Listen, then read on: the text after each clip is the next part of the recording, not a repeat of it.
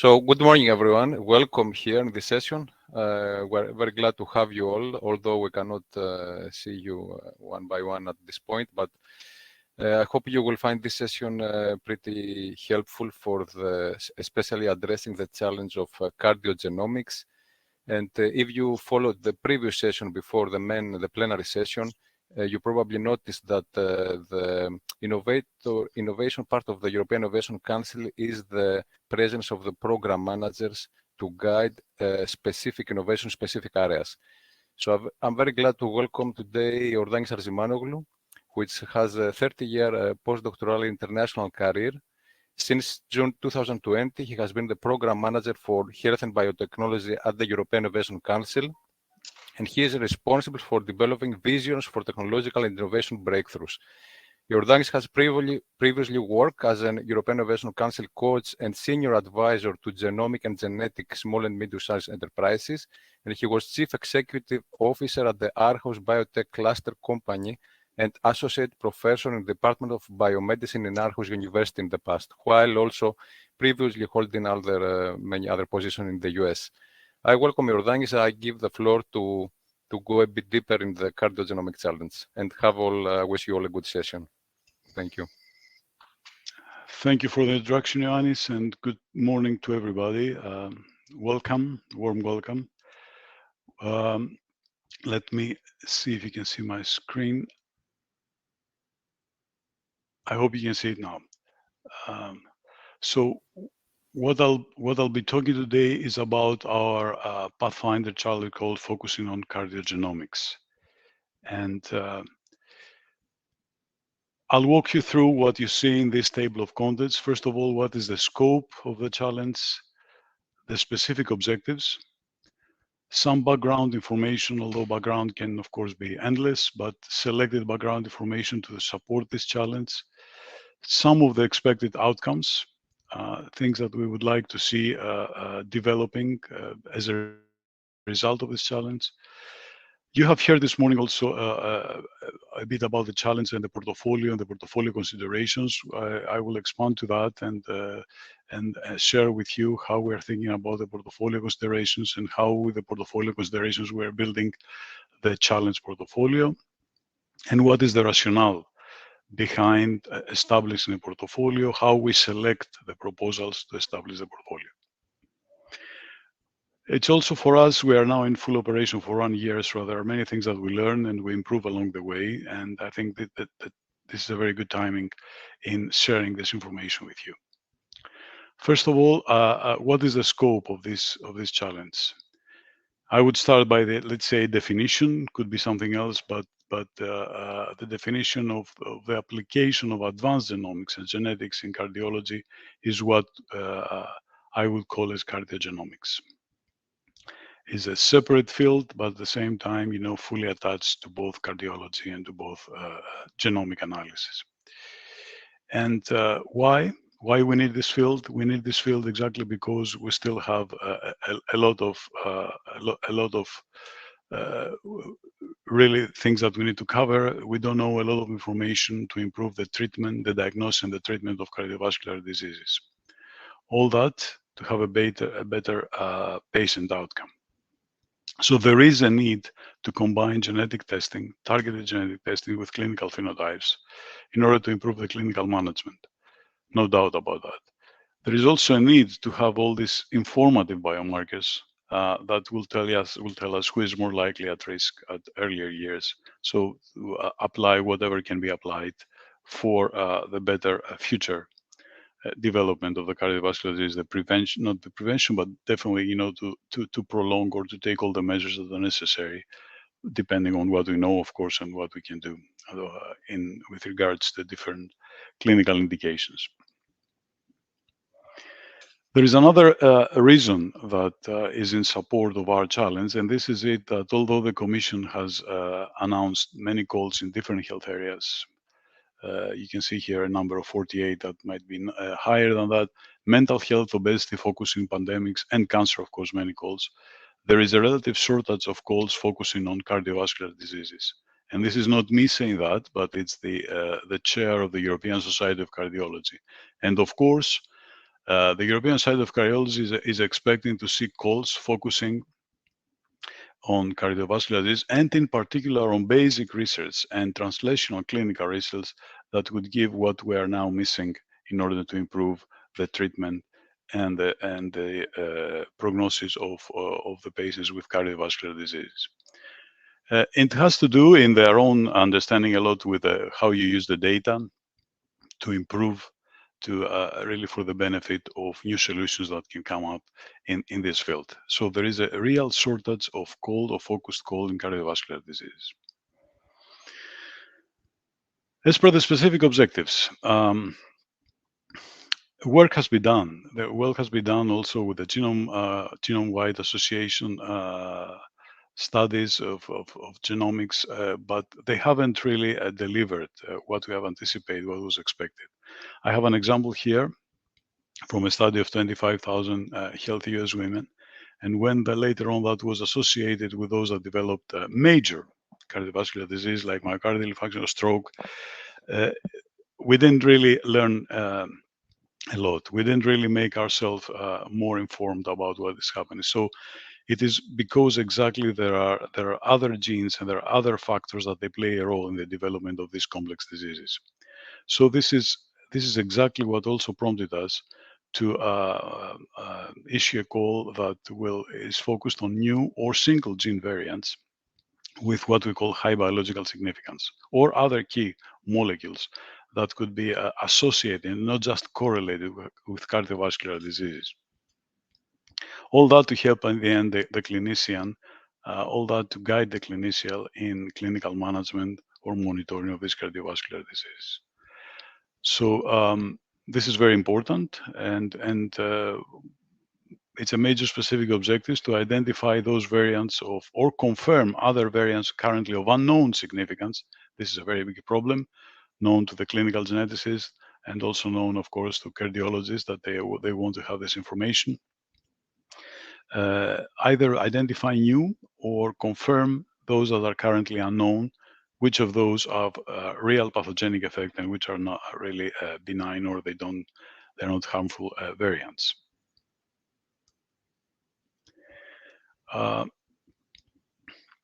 The next step, and I guess it's always, this approach is not new, that based on this variant, you can identify new targets. And you need those new targets in order to develop new first-class therapies. As we said, we have a shortage of all of that in the cardiovascular diseases. We would also like to focus on totally novel technological solutions. You heard this morning about the emphasis on novelty, novel approaches, novel concept, novel solutions. This is what the EIC is about. And we want solutions, of course, that contribute to the acceleration of first-in-class therapies. So for either novel targets based on these variants that I described in the previous slide, or novel solutions that can contribute to the development of those first-in-class therapies, with focus always cardiovascular diseases. And so the rationale here is that we want to find either those I would say polymorphisms that are the root, are causing effect of the cardiovascular disease, or contribute to those. Both are of interest to us. And by knowing that, we will be able to identify, we'll be able to uncover the genetic basis of not just also the inherited cardiovascular conditions, but also major complex diseases. Because as my clinical mentor used to say many years ago, it's when we divide in every disease and we say this is genetic and this is sporadic, meaning it doesn't, it's because we don't know the genetic background of what we call sporadic. It's very complex, very complicated. There are different pathways of different genetic background that are involved. And as long as these remain unidentified, we call it, sporadic, or we always say that there are other factors that play a role. So causative effect or contributors to the cardiovascular diseases is the rationale behind. Also, as I'm giving that as a background information to the need of this field, cardiogenomics, and why we have issued the call. It is, yes, relatively a young field. I wouldn't call it a relatively young field because the understanding among the cardiologists is increasing that we need to invest more in the cardiogenomic areas in order to be able to identify critical and of high significance polymorphism. And as I said, to help us elucidate the molecular pathogenesis of various cardiovascular diseases. And there is a problem in interpreting all the variants that we identify. This is the difficulty. To identify a variant and not be able to know, what it means and what its potential clinical utility is the real problem here. So it is clear that we need two things. We need to really use all the different multi-omic analysis and through their combination to get new information or to answer questions that we haven't answered yet, and also to use large-scale studies. And there has been activity on both of those areas. But as I said, we're not there yet. We haven't really delivered what we wanted. So the large-scale analysis is quite important. What you can get from the combination, not just simply genomics, transcriptomics, proteomics, and I would like to emphasize metabolomics. Which has received the less attention than the other multi-omics analysis. I'd like to borrow one example from a totally different area, cancer, where lately we have some research and spin-outs based on this research that they are working on biomarkers that are based on metabolism, and it seems to be really small breakthroughs here and there. And there is a lot of attention focused on metabolic biomarkers. Perhaps could be the case here, and also in the cardiology as well. So this is the what we are focusing is the combination of all the different multi-omics in our approach. And as I said before, as I touched upon before, the target identification is always the big issue, and this is a challenge for the big pharma in their drug discovery approaches. They are, of course, confronted with lots of data, and they are struggle in order to get some new insights for potential targets.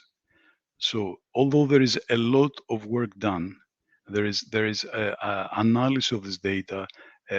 We have a problem with the interpretation, and we have a problem in really identifying new targets. And this is across industry.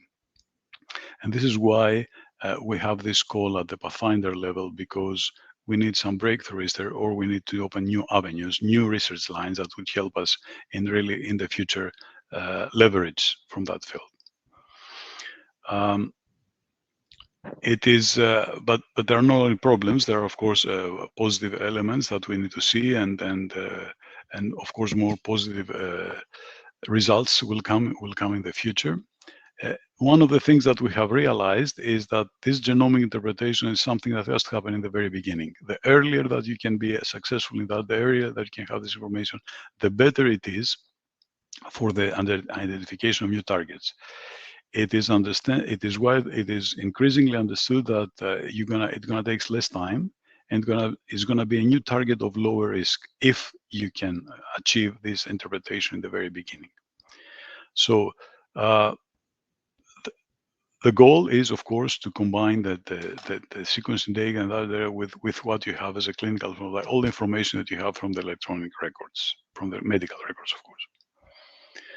So this is the reason that we have put this condition that applicants must have access to databases, any kind of databases involving the multi-omics analysis. And of course, we don't mean here that you have to prove that you have thousands and thousands of databases. No, this is not the case, because if you're working in a less prevalent, with lower incidence cardiac clinical indication, a database in the order of hundreds would be okay. But this is the purpose here is, as I said from the beginning, is to get this new information that we're missing in order to guide the clinical treatment primarily. So we need to see, and we expect to see that the applicants can access this database and can use the data for exactly this purpose.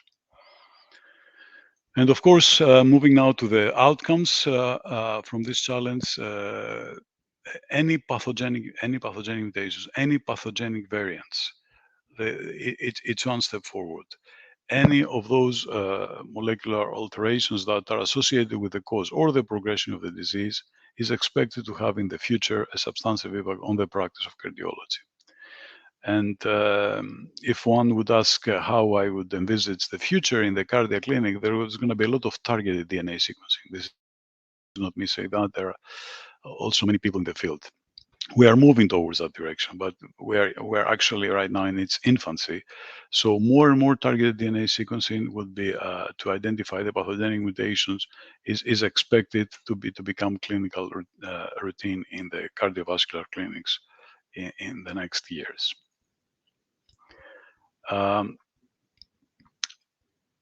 Another expected income of breakthroughs or results that will be achieved from the proposals that we'll fund, it has to do this targeted sequence, of course, will contribute to the more accurate, early and more accurate diagnosis. That has always been the case, early and more accurate diagnosis. That does not only concern for cardiovascular diseases. This is the always what you want to achieve in different diseases. And of course, in the logic of the personalized medicine, it will help tremendously to give the right treatment, which is consistent with precision medicine, with personalized treatment, and to make more accurate prognosis of what's going to happen after treatment. So all these things can be improved. And in the end, as an expected income from this challenge is the acceleration of how you apply, how you implement personalized care in cardiovascular disease. Another outcome, potential outcome from this call is that lots of data will be gathered, and this data can be used for what is called, disease modeling for cardiovascular diseases. Of course, including all the systems that you all know, the 3D printing, the in vitro models, all these models that have one purpose: to model the disease, to model a cardiovascular disease. And of course, these systems can be used to screen for screening of new drugs. So this can also be a benefit from the data and from the results of the projects that we will fund. Now, coming back to the selection of projects to form to establish a portfolio. This information can be found, of course, in our guide in details. In summary, our logic is as follows: all the proposals, all the top-ranked proposals, will be mapped against the well-defined building blocks, and I will tell you in a minute what we mean by building blocks. And then we're going to look for if there is any share component, if there is share element between some of these projects from the top-ranked projects. Why that? Because a share component implies share objectives. And if a share component is identified, it means that the projects, the one group of the projects with share objectives has higher chances of being helped, of being guided, of being supported by us, more than projects that they have different objectives to achieve. So it is very important. For instance, one example that's shown in this slide, that we may have proposals that are addressing different cardiac clinical indications, but they all use the same technological approach. For instance, transcriptomics. They're all using a platform that is at the RNA level, and this is the common element. This is what they share. That could be one building block to really group some of these projects together, although they're addressing different cardiac clinical indications. That they have as a shared component, as a common element, their transcriptomics approach in terms of multi-omics analysis. So we have put in this call in terms of building blocks. You can see some examples here. The first, let's say we take the category of technological approach, the omics analysis. What you see here and what we are seeking for is to have proposals that they are using one or more of these approaches. genomics, transcriptomics, proteomics, metabolomics, as I said also before, or totally novel approaches that can help us to arrive in key molecules that are associated with the molecular pathogenesis of cardiovascular diseases and also leading to potential targets. And as I said before, all these, the disease modeling for CVDs. These are different technological approaches. All these are welcomed, and these are going to be used, will be used by us in the selection as building blocks, and I will explain what I mean in a minute. On the other hand, we intend to map the projects against the clinical indications, and the list of clinical indications, non-exhaustive list, is presented here. Different major diseases, complex diseases, cardiac diseases. So we consider each one of them as one building block. And what you can see in this slide is, I'll try to describe with this schematic representation what I mean. We have two major categories: the technological approach from and cardiac disease. We could have another one, but this is just for able to share with you our logic behind what is the rationale behind building a portfolio, a challenge-based portfolio. 1, 2, 3, 4 are what we call, and 5, 6, 7, 8, of course, what we call building blocks. As I said, number 2 could be a transcriptomics platform, or could be a metabolomics farm. And number 6 could be one specific cardiac indication, let's say myocardial infarction. We may have among our top rank proposals a small group of 3, 4, 5 that they do share the building block 2 and 6. They do share the technology platform. That's of course hypothetical transcriptomics and to clinical myocardial infarction. So this is what we call the share element, the share component between these projects. And this is a reason for us to group them together, because it immediately implies that these projects, they have not common interests, they have same business development objectives, same research development objectives. And that makes this group more meaningful to be followed, to be supported, to be managed against the goals and against the goals and that will be set by the group to achieve. In this case, the understanding is that it's not only about the individual project, but it's about the portfolio projects. But there's also the possibility that the building block is only one thing. For instance, number 8 could be another. We don't find other commonalities, only the fact that 6, 7 projects are all focusing on the cardiac disease of stroke. Again, hypothetical an example. Then if we don't, and then we may build our portfolio on the basis of the stroke, that there are different approaches in stroke, but they are all focusing on improving and the clinical management of stroke, on bringing new breakthroughs that will be helpful for the future treatment of stroke. So this is my last slide summarizing the rationale behind the proposal selection to establish the portfolio. You heard this morning that this is all part of the step 2 of the evaluation, where a committee, evaluation committee of 20 plus people, they're sitting together with the program manager exactly for this purpose. What is the goal? The goal is, among the top ranked proposals, I'm just repeating, to identify this common element, this shared component, and which is in reality is a pattern that creates a pattern, a transversal pattern, cutting across these projects. And these projects, in the end, they will constitute the portfolio. So, if among those projects, of course, there is another top ranked proposal, but does not share any of the pattern, then these projects will be displaced by another one among the top ranked proposals that they have the same element, exactly because, as I said, the rationale behind is the share component. So we want to group proposals that they do have the share component for all the reasons that I explained. In that regard,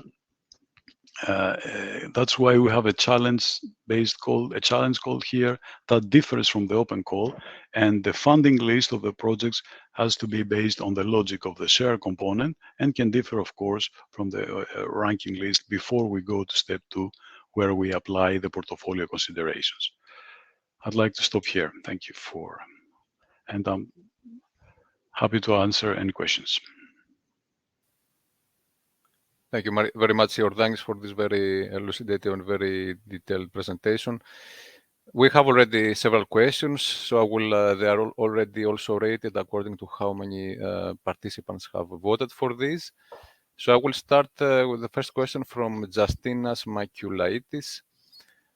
Can the historically identified genes whose expression is significantly different in cardiovascular disease patients be used as a target for a new gene and/or therapy prototype?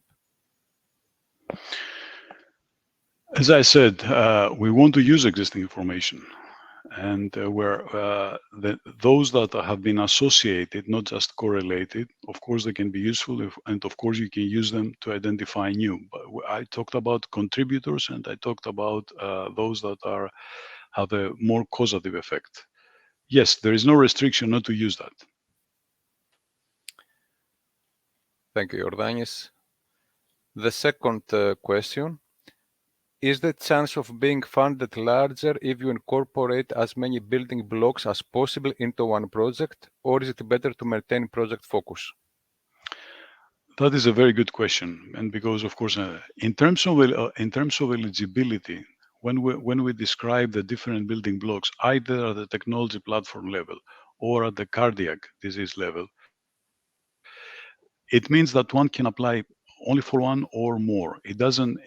If you apply on all five, it doesn't make you a better proposal. It's the strength of the proposal and of the approach. It depends on other things, as I'm sure you understand. So it doesn't mean that if you use transcriptomics, metabolomics all together, that gives you an advantage over another proposal that is using only transcriptomics. Is the logic, the approach, the methodology, all that will make the difference. Please don't confuse that with the second step of the selection. That is that the evaluation committee will take care at that time, and then we will look into finding the shared component. Doesn't mean what will happen at that level, and we will go for the maximum possible shared component. That is true, but that is totally different than the eligibility, where eligibility means that you can apply with only one building block, and you don't have to have all five to be better than somebody else. Thank you, Iordanis. Another question from Justinas Maculaitis. Is the need for access to a cohort of genomic database of cardiovascular disease a necessity if the approach of the project is targeting the already known gene variants of cardiovascular diseases? Can you please repeat the question, please, Ioannis, to make Yes. it absolutely? Is the need is the need for access to a cohort of genomic database of cardiovascular disease a necessity if the approach of the project is targeting the already known gene variants of cardiovascular diseases? As we said, we have it as a condition to be able to access databases. If this is because the information that we have so far, there has been a lot of work, as you know, in this area. It hasn't really produced. We haven't really harvested fruits. So if an approach is not using any database and we have it as a specific condition, maybe it wouldn't be very appropriate for this challenge call. We want to expand. We want to use databases and combine all that in order to get to information that we don't currently have. This call is not, it focuses a lot on the potential clinical utility. So if it is just, how can I say, basic research that wants to better understand or to give some information without having that as a consideration, the potential utility in the access database, and maybe this is not very appropriate for our call. Thank you, Iordanis. Another question from Salvatore Fernandez Arroyo. Are rare diseases in accordance with the call, for example, 0.01% of incidence in general population, 4% of patients with coronary disease symptoms? Again, please, the questions, repeat the question for me more slowly. Are rare diseases in accordance with the call, for example, 0.01% incidence in general populations with 4% of patients with coronary disease symptoms? Are in what? If rare diseases Yes. can be taken in consideration for this call of 0.1% incidence.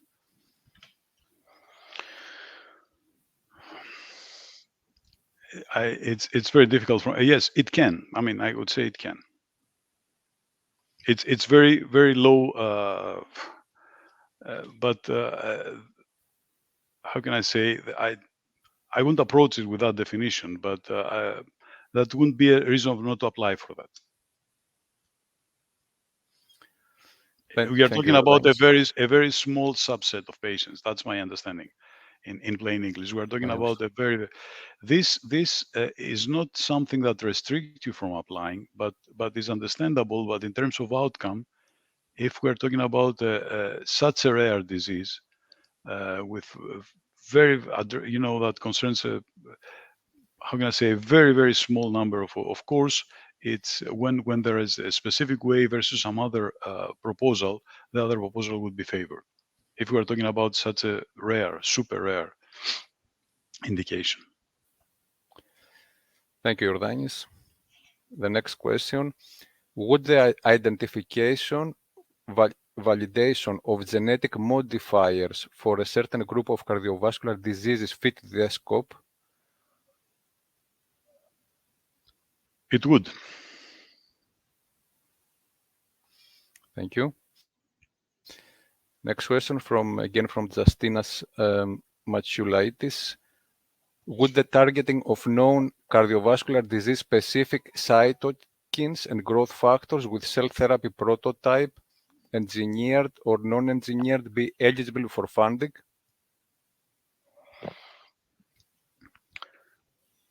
I see.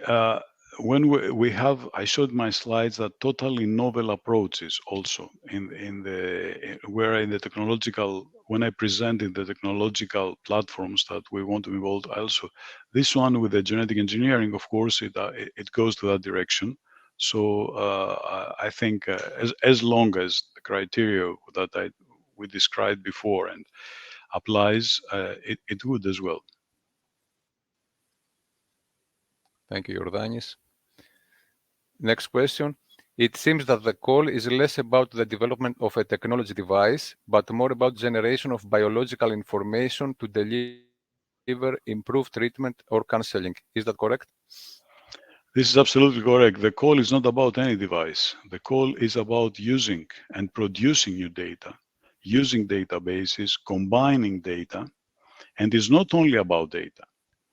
Is to use this data and identify new biomarkers, confirm unknown biomarkers, all that in a concept of adding information that would elucidate, that would help us uncover molecular pathogenesis of cardiovascular disease, complex or non-complex. This is what the call is about. Thank you, Iordanis. The next question, how are the diseases selected for this call? For instance, why are not myocardial infarction among the building blocks? Of course it is. Of course it is. The list was, as I said, was not exhaustive, was indicative. Myocardial infarction and stroke and all these diseases are clinical indications that will be considered very, very seriously about it. Of course it is. Thank you. Those were just examples. Nobody knows exactly what proposals, nobody knows not even exactly what proposals we'll be receiving from you.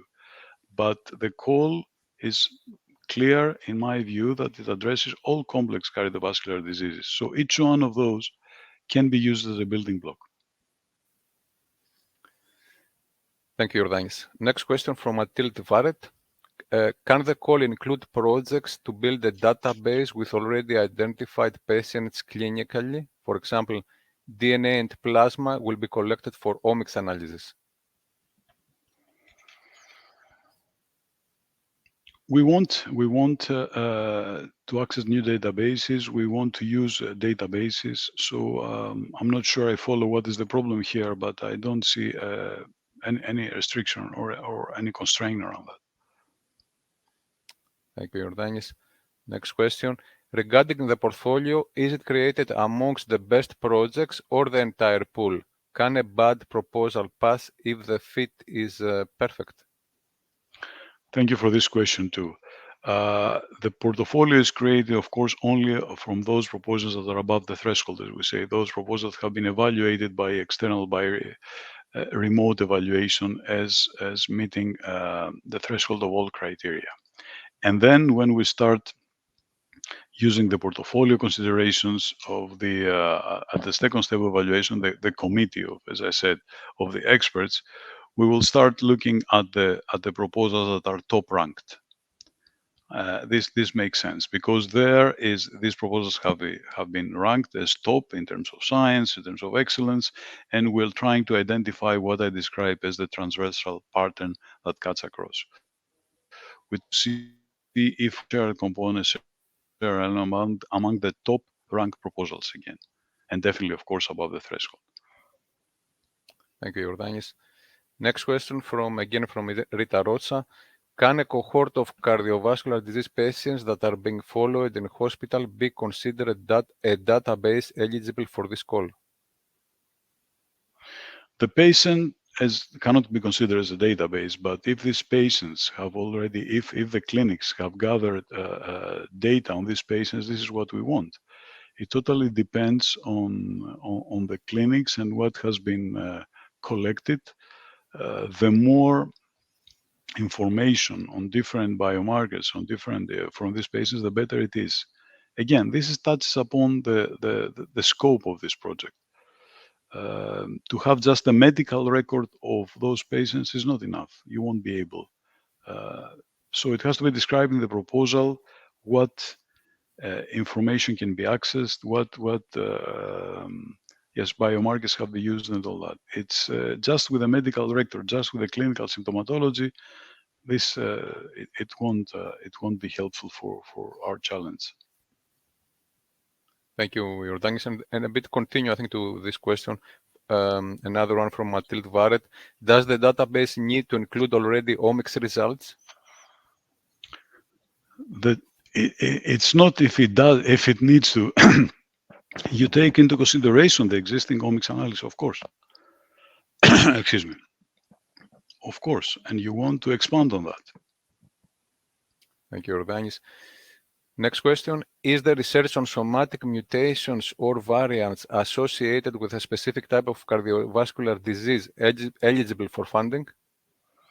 No. This goes back to genetics, so I can.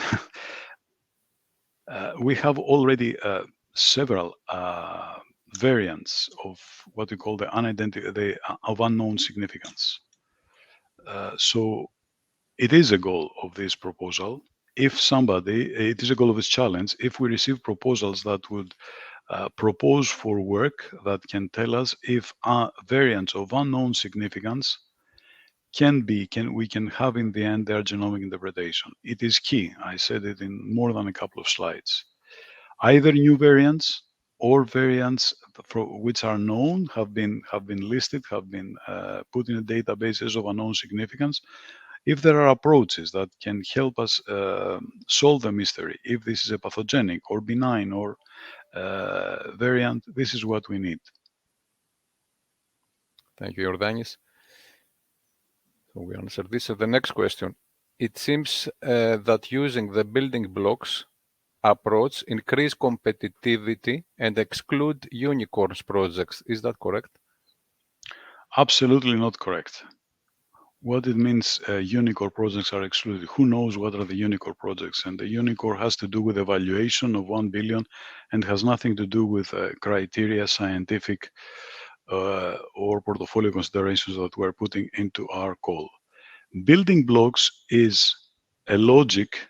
Building blocks is what we use to create the portfolio. As I described, building blocks we can have in one category of could be diseases, or could be technological approaches, or if we had another challenge called outside cardio, could be also something else. So building blocks are specific, as I said, one disease, in this case, the easiest example, that could be the stroke, the myocardial infarction, cardiomyopathies or specific cardiomyopathies. Each one of these could be building blocks. It has nothing to do with unicorns, with valuation, or if you mean by that the way we are building the portfolios could exclude some companies only in the sense of having not the share component that we'll identify. Nobody knows about that. Nobody knows what will be the share component in the end. What we do know, absolutely, is, and very concretely, is the building blocks that we will apply, the different clinical diseases, or the technologies that we'll apply, which are described in our call guide.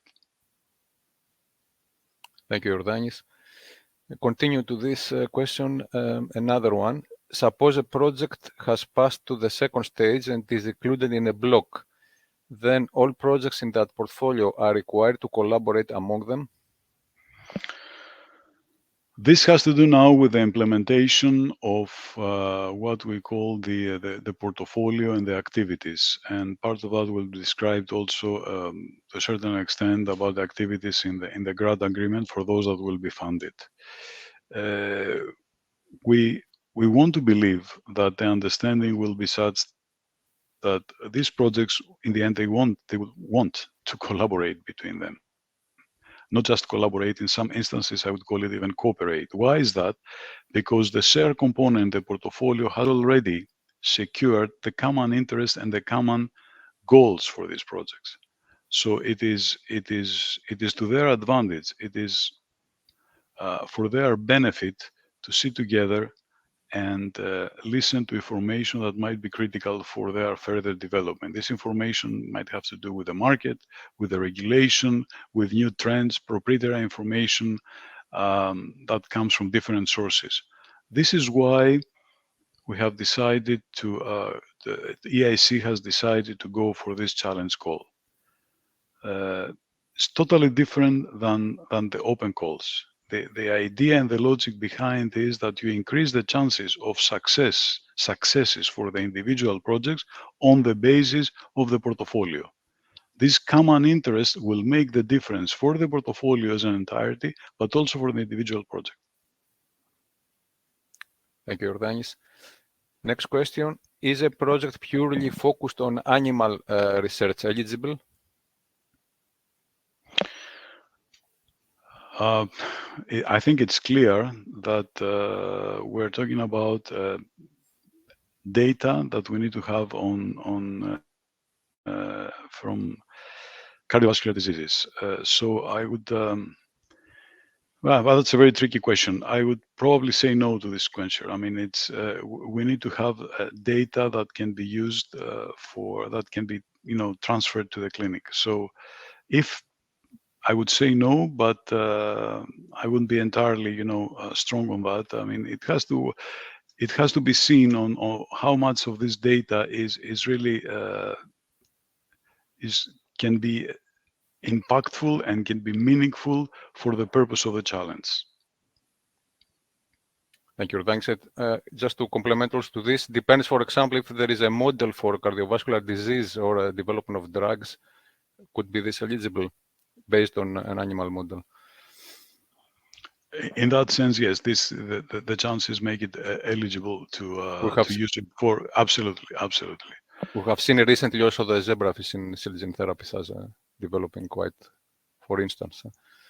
It's not something that, of course, there is no restriction to apply, and there is no you won't be restricted from applying. But I think it is understandable that if the focus is on combination of data that can be used in the clinic, everything that concerns a different species and all that, you have to have very convincing evidence. But of course, as you said, if it's about a drug that's being tested or a specific animal model that works, and yes, that would make it eligible. Thank you, Iordanis. Next question. With the focus on data and fundamental research, what is the major difference of this call with Horizon Europe Research and Innovation Action other than eligibility? Another good question. The difference is in the combination. the differences in the large-scale data and in the combination of the different data. As I said, there has been a lot of activity in genomic analysis of patients, but the outcome, we're not happy with the outcome, and everybody knows that, and you can speak to the cardiologist. Very little of that can be used, and very is informative. I think I spoke about genomic interpretation, the many variants that we have. So, although a lot of genomic analysis has happened, and a lot of genome-wide association studies have happened, we haven't really achieved the goal that we wanted. So the difference here is that we want also new variants. The difference is that we want to expand to bigger studies. The difference is that we want to have the combination, and we want to have novel solution, novel approaches based on these variants for novel targets. We are missing novel targets. All those elements are the difference with existing funding. And above all, as I said, the combination. We would like to see, for instance, if there are approaches with involving metabolomics, and we would like also to see that this combination leads to new information that we haven't got so far. So it's not just genomic analysis that has happened a lot. And I myself, I'm a geneticist, so I'm aware of all this extensive research that has been going around for some time, but without really the payoff that we would very much like to see. Thank you, Iordanis. Next question, can proposals for this challenge be submitted by single applicants or by consortia? I think it was answered this morning, that in the challenges you can have a single applicant. Indeed, yes. Next question, can a project pass the first stage threshold and wait and be excluded in the second phase because it does not fit into any available portfolio? Well, of course, the projects that go above the thresholds are dozens. I mean, that was our experience. And then we create the ranking list, and then we take the portfolio considerations into account that only few projects will be funded from those that are above the threshold. So the chances, it's a very competitive call, and Ioannis can elaborate on that. It's a very, very competitive call. Only few projects will be funded in the end, and several, I assume, will go above the threshold. Ioannis, over to you. Thank you, Iordanis. And it can be a very excellent proposal, but if it doesn't share any common elements with any of the built portfolios, it will have to be excluded. Is it correct? Of course. Yes, I thought there are two things here. One is the above the threshold projects could be dozens. When we start applying the portfolio considerations, we start from the top rank proposals. So a proposal that is ranked really somewhere in the middle or low in the above the threshold list, the chances are less likely to be included in the end. But in order to establish the portfolio, what really matters is the share component, the common element. Next question, Iordanis. Could two portfolios instead of one be formed based on the diversity of relevant proposals? That's a very good question. Yes, they could. And that could be like two sub-portfolios, exactly because it entirely depends on the share component. We may end up having two groups, two portfolios, two sub-portfolios if you want. One focusing on the share component of one could be a technology platform plus an indication specific. Another one could be a combination of 4 or 5 different technological platforms, focusing regardless of the different clinical indications. Yes, it could, and that's a very good question.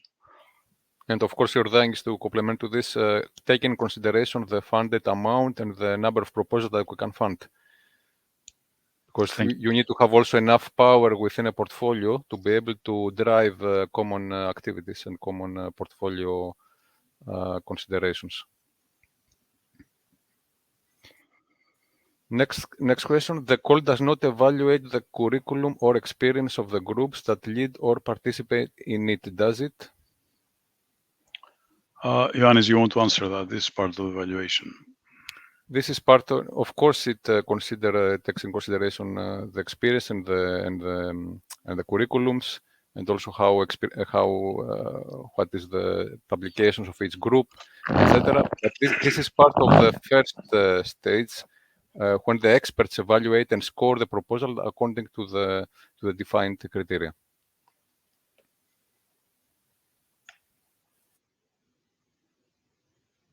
Next question, Iordanis. When will the challenge for 2023 be published? You can answer that better than me, Ioannis. If I consider I don't have an exact deadline, but considering the 22, I guess somewhere in spring or much earlier. Each time we come faster and faster, but I don't have an exact date on this. But we will come. This will be soon become available.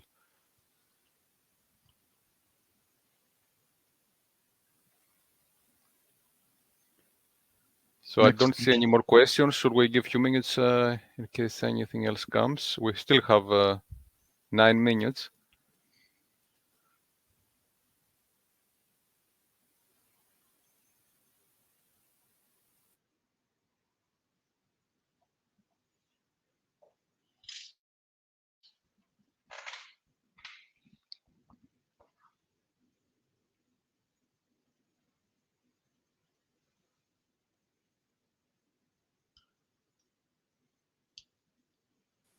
And one more is coming. It's from Edita Bagdonite. I hope I pronounced the name correctly. Will be mid-caps permitted in the case of single beneficiary projects? Over to you. This depends on the if there are defined as small medium-sized enterprises. There is a certain definition of the criteria. So I guess in that case, yes. There is a certain criteria, but I don't have the numbers in mind, depending on the personnel and the budget, etc. But this is easily to access it.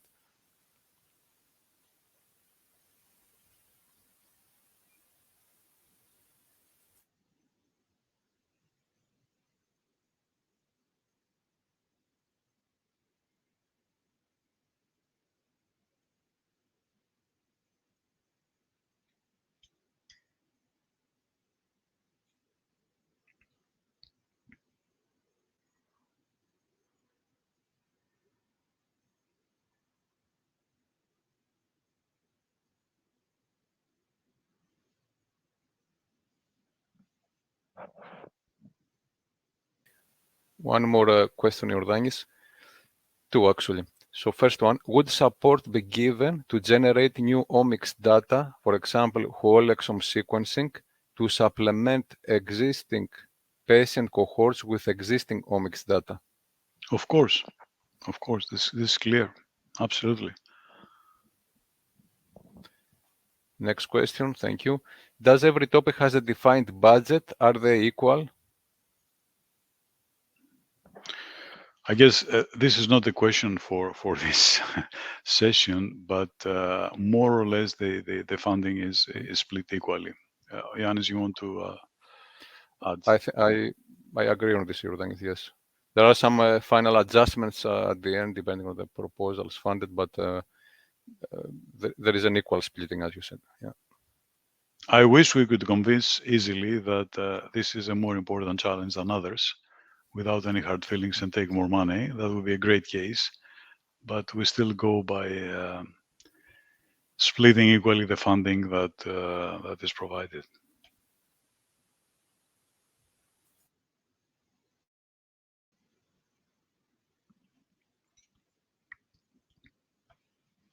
One more question. Would you limit studies on I think myocardial infarction to very large collections, or would you consider smaller collections of around 1,000 highly phenotyped individuals with omics data? I'm not sure I understood the difference between the two. I won't limit. I mean, talking about these high numbers, these are all eligible for us, especially for myocardial infarction that affects and concerns millions of people. So it is very, very interesting and very logical to expect in the order of thousands to have data from people who have underwent myocardial infarction. Iordanis, is it better to access a large database from a population without special characteristics or a smaller from a population with reported diverse genetics? Okay, this is a very different question.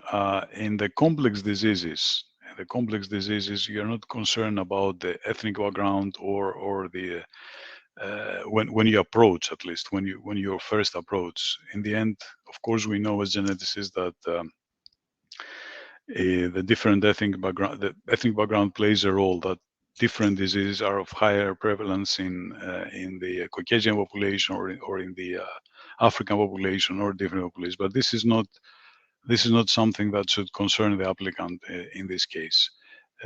So when we're talking about complex diseases with with unknown to a greater extent molecular pathogenesis, we don't go by the ethnic background and all that. We would be interested in getting proposals that have data from people that have underwent or have experienced these diseases and see how we can use this data. So this is not, we don't see them as we don't have the genetic approach in the beginning, as I said.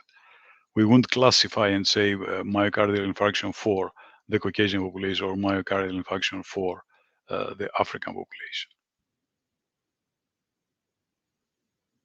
Because it, first of all, concerns Europeans, right? Allow me to say that it is known, and I'm speaking again as a geneticist, it is known that there are studies that are indicating higher, lower prevalence of specific indications, even among European populations, but this should not be a concern for this challenge. Thank you, Iordanis. And another question, should we deliver all expected outcomes mentioned in the call? The expected outcomes.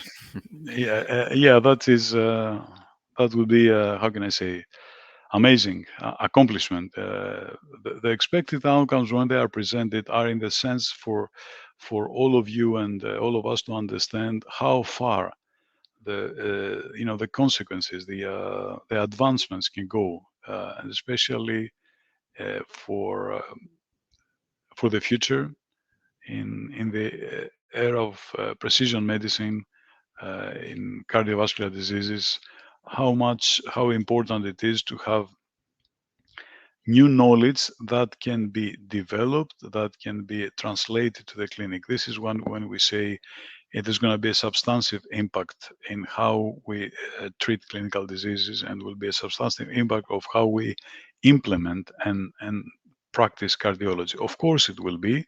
If you consider that in 10 years from now in the clinic you have all this testing already integrated in the clinic, and we give you information that this is not happening right now. Thank you, Iordanis. Next question. Do all proposals need to seek for novel technological solutions according to the third specific objective in the call text?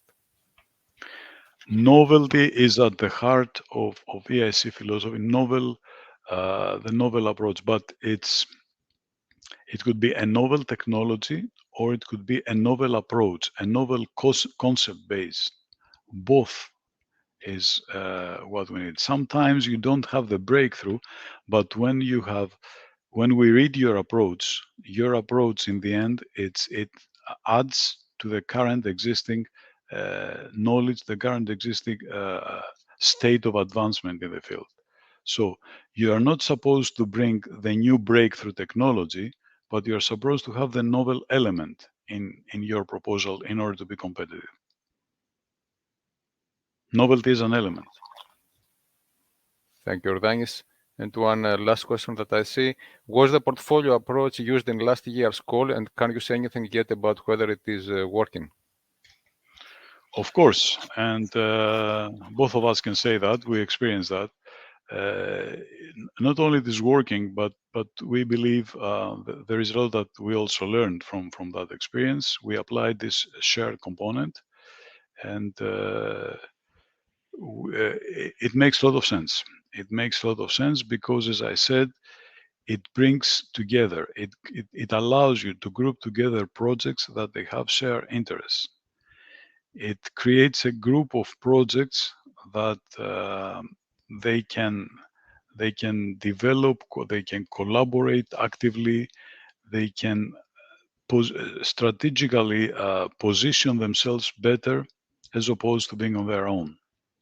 This is something that we'll experience at the second semester of this year, working with projects that we selected for the portfolio of cell and gene therapy, and we used and we applied the share component logic, the share component rationale to select the projects in our portfolio. You want to add, Iordanis? I fully agree. Danos, as you said, is the first year we tried it was last year in the cell and gene therapy call. The portfolios have been, or sub-portfolios, we had 2 sub-portfolios that have been formed, and we will pass in the next phase in beginning of autumn, as the projects at the moment are in the grant agreement preparation phase. But we are both very fascinated to see how this works in practice, of course, and learn and refine this approach. Thank you. I shouldn't miss this opportunity to say that the approach was welcomed by, of course, the evaluation committee and world-class scientists in this committee. They later on suggested to us, and we have published an editorial which describes the building blocks and the categories that we used for the selection of the cell and gene therapy portfolio. So it seems that not only is working, but it's gaining attention, it's attracting attention by building the field, and that led us to have the publication of this editorial by experts in the field that they all recognize and increasingly see the high relevance and the importance of moving towards that direction, not of the individual project, but how much an individual project can benefit from working, from participating in a portfolio scheme. Thank you, Iordanis. We are already 11:32, but I think we can take one last question, which is the answer is yes. I can tell already. Is collaboration matched funding with large pharma acceptable? You answer, Iordanis. Yes, of course. We try to move also in the direction to approach the private sector and see how we can build collaborations with the projects to enhance this innovation potential, reaching the market as much as possible, of course, yes.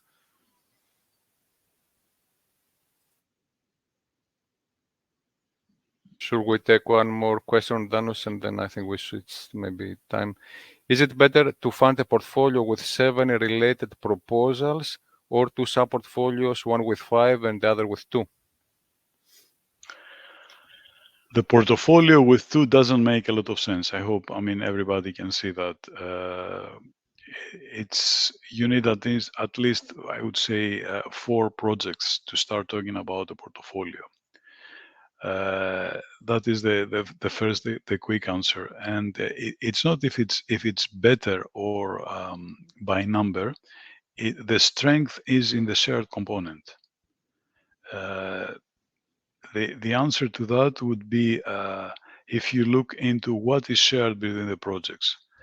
And if, for instance, you can have one group of 7, just one portfolio, or 8, and for some of them, the shared component is not very strong, but very loose. And in the other case, if you choose the other possibility, the other alternative to create 2 sub-portfolios, and there the share component is really enhanced and becomes really stronger, and it makes more sense, and you understand that the 4 projects, let's say hypothetically, they are really